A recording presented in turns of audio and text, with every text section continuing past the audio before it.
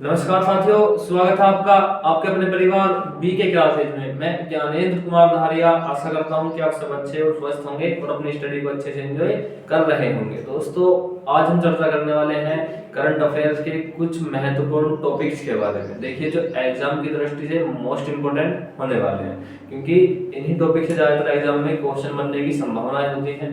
तो ज्यादा समय ना लेते हुए भाई अपने टॉपिक की ओर चलेंगे। देखिए, मैं आपको एग्जाम के टॉपिक कराने से पहले कुछ बात बताऊं भाई। सपोज करो मैं आपके यहाँ से 30 से 35 क्वेश्चन रोज कराऊं करंट के, तो वो ज्यादा इंपॉर्टेंट है या फिर जो इंपॉर्टेंट केवल 3 से 4 टॉपिक हैं उन्हें ही कंप्लीट करा दूं, क्योंकि वहीं से क्वेश्चन बनने की मोस्टली संभावनाएं ज्यादा होती है। सपोज करो भाई एक दिन में आपको 30 क्वेश्चन कराए, तो 30 दिन में महीने में 30 या 900 क्वेश्चन बैठेंगे। वहीं बात यदि मैं आपको मोस्टली 4 टॉपिक रोज ऐसे लेकर आ रहा हूँ जो उन 30 में सबसे ज्यादा इंपॉर्टेंट है, तो कितने जाएंगे? कुल 120 पॉइंट हो जाएंगे एक महीने में, जहां से एग्जाम में क्वेश्चन बनने की मोस्टली संभावनाएं होती है। नमस्ते भाई। तो थोड़ी सीरीज हमने यहाँ पर शुरू की हुई है। देखिए यहाँ पर, देखिए आज हम 4 पॉइंट के बारे में चर्चा करने वाले हैं। देखिए, क्या होता है टैरिफ और क्या होता है रेसिप्रोकल टैरिफ। दो चीजें बताई गई हैं। पहला, टैरिफ बताया गया कि क्या होता है टैरिफ।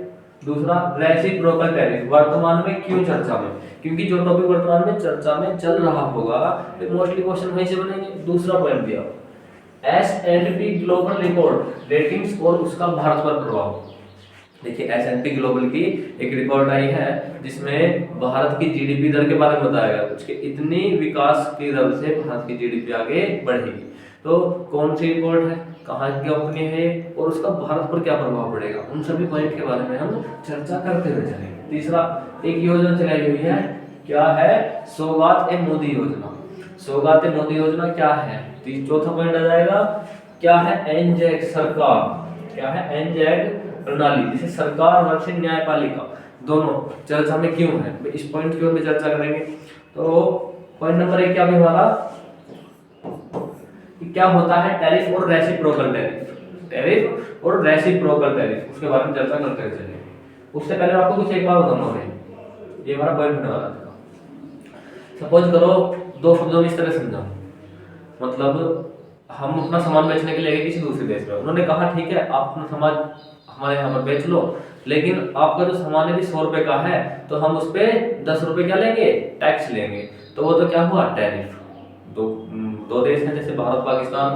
भारतीय व्यापारी अपना सामान बेचने के लिए पाकिस्तान में गए, तो पाकिस्तानी सरकार ने कहा कि यदि आपको अपना सामान यहाँ बेचना है और आप उसे 100 रुपए में बेचना चाहते हैं, तो आपके सामान पर 110 रुपए, मतलब 110 रुपए का टैक्स लग जाएगा, जिससे आपका सामान कितने में बिकेगा? 110 रुपए में बिकेगा। जिससे क्या फायदा होगा? उससे वहां की सरकार का राजस्व बढ़ेगा।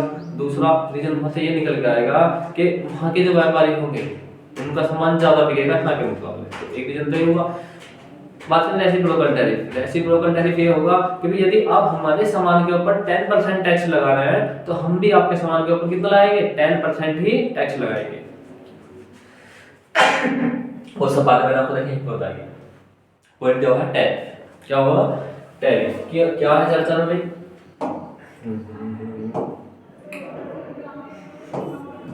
क्या है? यह है आयातित।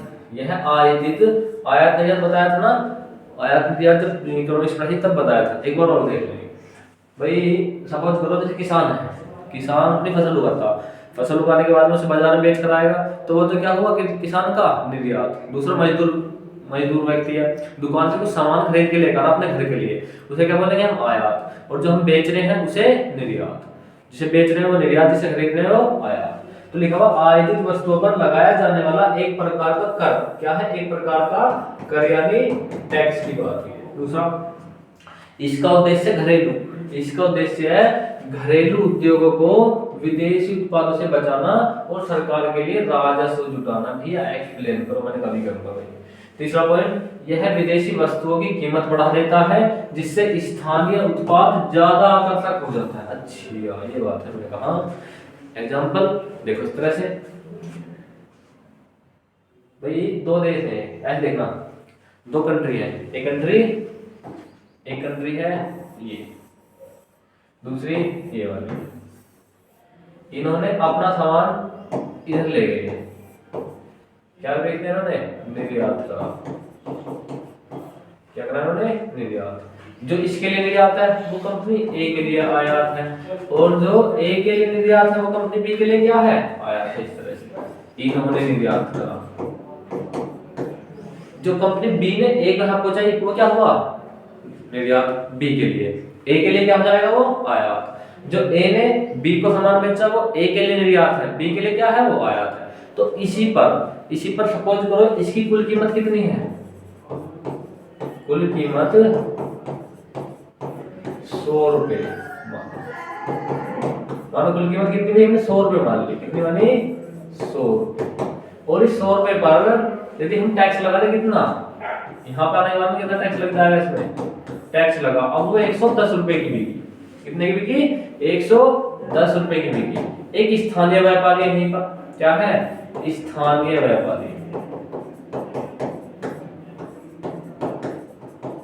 ये स्थानीय व्यापारी है, इसने भी कोई वस्तु का उत्पादन करा और इसकी वस्तु अभी भी 100 रुपए की बिकेगी। कितने की बिकेगी, 100 रुपए की। तो जो वहां के स्थानीय व्यक्ति हैं वो किस वस्तु को खरीदना पसंद करेंगे, भैया इस वस्तु को खरीदना पसंद करेंगे। तो इससे क्या फायदा होगा, इससे फायदा ये होगा जो वहां की स्थानीय कंपनियां हैं, क्या है, जो वहां की स्थानीय कंपनियां हैं उनका व्यापार कैसे हो जाएगा, उनका व्यापार बढ़ जाएगा और उनके लोगों को क्या मिलेगा, रोजगार सृजन होगा। तो यहाँ से इन पॉइंट्स के एग्जाम में क्वेश्चन बनते हैं। दूसरा, ये 10% टैक्स जो लगाया था यहाँ पर, इस 10 रुपए का फायदा होगा सरकार को, क्या मिलेगा, राजस्व प्राप्त होगा। तो वही तो बातें हम बताएंगे अच्छी तरह से। राजस्व वगैरह उत्पादन करना है, विदेशी वस्तुओं को, विदेशी वस्तु है घरेलू वस्तुओं को बचाना है। Simple. Next point, reciprocal tariff की बात करेंगे। भाई इसका मतलब है जैसे का तैसा, रेसिप्रोकल टैरिफ। रेसिप्रोकल टैरिफ कहते हैं ना, रिटेलिएट करना किसी भी पॉइंट के ऊपर। यदि हमें कुछ पॉइंट पता चला, हम उसके ऊपर रिटेलिएट करते हैं, मतलब क्या करा, उसका जवाब देना। तो इस तरह कहते हैं इसको, जवाब देना। इसका मतलब है जैसे को तैसा। क्या इसका मतलब, जैसे को तैसा। यानी अगर एक देश दूसरे देश के सामान पर टैरिफ लगाता है, पिछली बार एक देश एक दूसरे देश के सामान पर टैरिफ लगाता है जितने %, तो दूसरा देश भी जवाब में उतना ही % टैरिफ उस देश के सामान पर लगा दे, तो उसे हम क्या बोलेंगे, उसे हम बोलेंगे भैया रेसिप्रोकल टैरिफ। ध्यान रखना, पूछे जा सकते हैं एग्जाम में, रेसिप्रोकल टैरिफ। भैया चर्चा में क्यों है, ये तो बता दिया, टैरिफ के फायदे क्या है, नुकसान क्या है बता दिया, लेकिन चर्चा में क्यों है तो एक बार मैं हम बता देते हैं। उदाहरण के लिए अगर अमेरिका भारत के सामान पर 10% टैरिफ लगाता है, तब तो भारत में अमेरिका के सामान पर कितना 10% टैरिफ लगा सकता है, क्योंकि 2 अप्रैल से अमेरिकी राष्ट्रपति डोनाल्ड ट्रंप, अमेरिका के प्रेसिडेंट बने हैं 20 जनवरी को डोनाल्ड ट्रंप जी, उन्होंने रेसिप्रोकल टैरिफ लगाने का ऐलान किया। उन्होंने कहा कि जो देश हमारे सामान पर जितने % टैक्स लगाएगा, हम उस देश के ऊपर उतने % ही टैक्स लगा देंगे। तो ये क्या हुआ, रेसिप्रोकल टैरिफ। ये चर्चा में क्यों है, मैंने कहा भैया बताया मैंने, अमेरिकी प्रेसिडेंट डोनाल्ड ट्रंप जी, जो अमेरिका के प्रेसिडेंट बने हैं डोनाल्ड ट्रंप जी, कब बने भैया, 20 जनवरी 2025 को। कौन सा कार्यकाल है उनका, तो उनका सेकंड कार्यकाल है। ये एक बार 2016 से लेकर 2020 तक अमेरिका के प्रेसिडेंट रह चुके हैं, और फिर दोबारा भी चुनाव लड़े 2020 में, तब ये चुनाव हार गए, तब जीत गए थे जो बाइडेन। लेकिन 2024 में उन्होंने फिर चुनाव लड़ा, 2024 में फिर चुनाव लड़ा और फिर दोबारा प्रेसिडेंट बने अमेरिका के। तो अमेरिका के प्रेसिडेंट बने 20 जनवरी को, तो इन्होंने अपने अलग अलग तरीके से फैसले लेने शुरू कर दिए। जैसे क्या हुआ, अमेरिका रहने वाले अवैध प्रवासियों को भारत भेजना, या जो जिस देश का अवैध प्रवासी अमेरिका में रह रहा उसको भर के हवाई जहाज में उसको वहां पर भेज दिया। दूसरा, रूस और अमेरिका दोनों एक दूसरे के प्रतिद्वंदी हैं, तो इन दोनों ने आपस में हाथ मिला लिए, अमेरिका और रूस ने, क्योंकि कोल्ड वॉर से हम लोग देखते आ रहे हैं, जब से कोल्ड वॉर चल रहा है, मतलब फर्स्ट वर्ल्ड वॉर के बाद में इन दोनों के मध्य क्या हुआ था, एक गुट बनना शुरू हुआ था, यूएसएसआर और अमेरिका। तो तब से तो क्या है, आपस में इस तरह से तनी हुई रहती है दोनों की। लेकिन वर्तमान में क्या हुआ, डोनाल्ड ट्रंप के आने के बाद में दोनों ने हाथ मिला लिया एक दूसरे की तरफ। ऐसे होता भाई, 2 पार्टियां हैं, जैसे बीजेपी कांग्रेस, जनता उनके लिए लड़ रही है, और कुछ टाइम बाद बीजेपी और कांग्रेस क्या करे, आपस में गठबंधन कर ले, तो अजीब सा लगेगा। तो इन्होंने वही काम करा, डोनाल्ड ट्रंप ने रशिया के प्रेसिडेंट से हाथ मिला लिया और अपने साथ अपनी दोस्ती बढ़ा, तो अपने फैसलों के लिए भी चर्चा में है। दूसरा रीजन ये होता है कि हम टैरिफ लगाएंगे। टैरिफ, जो देश हमारे ऊपर जितना टैक्स लगाएगा हमारे सामान के ऊपर, सपोज करो अमेरिका ने हमारे यहाँ कोई 100 रुपए का सामान भेजा, हमने उस सामान पर 10% टैरिफ लगा दिया, तो हम भी उस सामान के ऊपर कितना लगाएंगे, 10% टैरिफ लगाएंगे जवाब में। ये बताया डोनाल्ड ट्रंप ने। कब से लागू होगी नीति, तो 2 अप्रैल से। कब से मेरे भाई, 2 अप्रैल से नीति लागू हो जाएगी। तो बता दिया मैंने तुम्हें टैरिफ वगैरह क्या होता है। कहां पड़ता है अमेरिका की लोकेशन में, कोई बात नहीं। यदि बात करें अमेरिका की लोकेशन की, तो कहां पड़ेगा, देखना भाई, ये हमारा पूरा नॉर्थ अमेरिका है, यहां से लेकर यहां तक। यहां से पनामा स्टेट के माध्यम से हो रहा है, किसके माध्यम से हो रहा, पनामा स्टेट। यहां से हो रहा है बेरिंग स्टेट के माध्यम से, बेरिंग स्टेट। तो इसका मिड पॉइंट जो पड़ता है यहां से, ये वाला क्या है पूरा, ये अमेरिका है, यहाँ पे भी और यहाँ पर भी 2 पॉइंट नजर आ रहे, ए और दूसरा बी। ये दोनों क्या है, ये दोनों ही अमेरिका के बिंदु हैं। तो ये अमेरिका का नॉर्थ अमेरिका में है, राजधानी वाशिंगटन डीसी है, प्रेसिडेंट डोनाल्ड ट्रंप है, मुद्रा क्या है कि डॉलर। ऐसे क्वेश्चन एग्जाम में बन जाते हैं भाई। तो टैरिफ वगैरह वाली बात तो खत्म हुई। नेक्स्ट पॉइंट की ओर चलेंगे अपने। देखिए बात करेंगे नेक्स्ट पॉइंट की, क्या दिया है, S and P. S and P लिख लेंगे, एस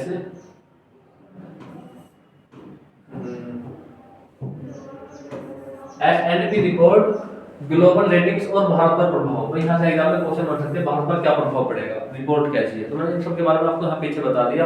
देखिए इनकी एक अमेरिका एजेंसी है, इस एजेंसी ने एक रिपोर्ट जारी की है कि भैया भारत की जो जीडीपी दर रहने वाली है, ग्रोथ दर, वो कितनी रहने वाली है, 6.5% रहने वाली है। भैया क्या फर्क पड़ेगा ग्रोथ रेट का बढ़ने का, मैंने कहा ग्रोथ रेट का बढ़ने का फर्क ये होता है, बड़े बड़े विदेशी निवेशक भारत में आएंगे निवेश करने के लिए, भारत के लोगों को रोजगार मिलेगा, भारत के लोगों को रोजगार मिलेगा तो भारत के लोगों की क्रय क्षमता बढ़ेगी, क्रय क्षमता बढ़ेगी तो मांग बढ़ेगी, मांग बढ़ेगी तो उत्पादन बढ़ेगा, उत्पादन बढ़ेगा तो लोगों को रोजगार की जरूरत पड़ेगी, सॉरी उत्पादन बढ़ाने के लिए वर्कर की जरूरत पड़ेगी, वर्कर को बुलाएंगे तो फिर रोजगार बढ़ेगा, फिर रोजगार बढ़ेगा तो फिर मांग बढ़ेगी। तो इनसे फर्क पड़ता है जीडीपी के ऊपर मोस्टली।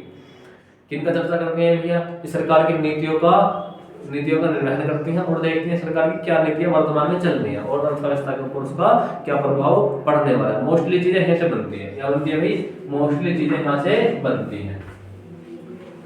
बताया मैंने, यह कंपनी सरकारों और देशों की ऋण योग्यता का मूल्यांकन करती है, चीजें बता दी मैंने तुम्हें।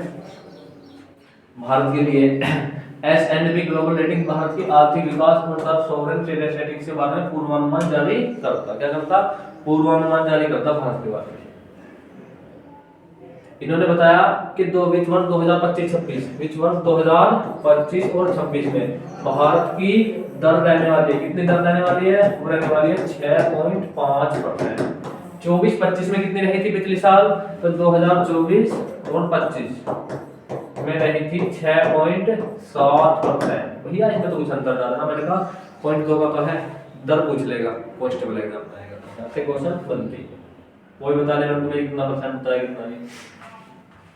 नेक्स्ट पॉइंट, हालांकि एक बार जीडीपी के बारे में और बता दूं, जीडीपी किस बात की चर्चा हो रही है। सपोज करो ये अपना क्या है, भौगोलिक क्षेत्र है, कोई देश ए है,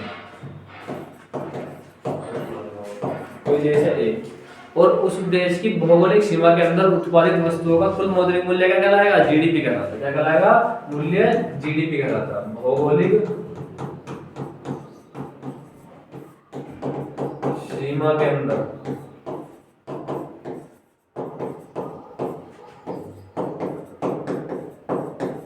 उत्पादित वस्तुओं का मौद्रिक मूल्य जीडीपी कहलाता है। अच्छा भैया, 10 कुंटल बाजरा हुआ, इतने कुंटल गेहूं हुआ, इतने कुंटल चना हुआ, उन सब की यदि रूपों में मात्रा ज्ञात कर लें तो क्या कहलाएगा, वो जीडीपी कहलाता है। जीडीपी जीएनपी वगैरह निकालने के फॉर्मूले होते हैं, वो मैंने तुम्हें अच्छी तरह से एक्सप्लेन कराए हैं उसकी क्लास में। नेक्स्ट पॉइंट, अब देखिए नेक्स्ट में था क्या है सौगात ए मोदी योजना। क्या है भाई, सौगात ए मोदी योजना। सौगात ए मोदी योजना क्या है, अब आप तो हमने पता नहीं भैया क्या होता है सौगात ए मोदी योजना, है तो ये पता है क्या। मैंने कहा मोदी जी की छवि है वो किस प्रकार की है, वो मुस्लिम विरोधी मानी जाती है, जो बीजेपी पार्टी है उनकी छवि कैसी मानी जाती है भैया, वो तो मुस्लिम विरोधी माने जाते हैं पहले से, गुजरात दंगों के टाइम से, क्योंकि पार्टियों के ऊपर आरोप भी लगाती हैं। एक तो पर एक छवि भी क्रिएट हुई है कि जो मोदी जी हैं ये तो मुस्लिम विरोधी हैं, इस प्रकार की छवि है ना। अच्छा, तो इसी संबंधित है क्या? मैंने कहा शायद। अब सपोज करो गांव के अंदर कोई व्यक्ति ऐसा है, किसी एक समुदाय से बहुत ज्यादा नफरत वगैरह का होता है, उसके ऊपर आरोप लगते हो, और वो व्यक्ति क्या करे, ऑटोमेटिक ही उस देश के उन लोगों के साथ में हाथ मिला ले, उनकी मदद करना शुरू कर दे। सब क्या सोचेंगे, यार पता नहीं क्या योजना चलाई है, ये तो आदमी बदल गया बहुत ज्यादा। तो वही पार्ट साथ इनके साथ हुआ। बीजेपी की छवि मानी जाती है मुस्लिम विरोधी, खासतौर पे मोदी जी की मुस्लिम विरोधी छवि मानी जाती है।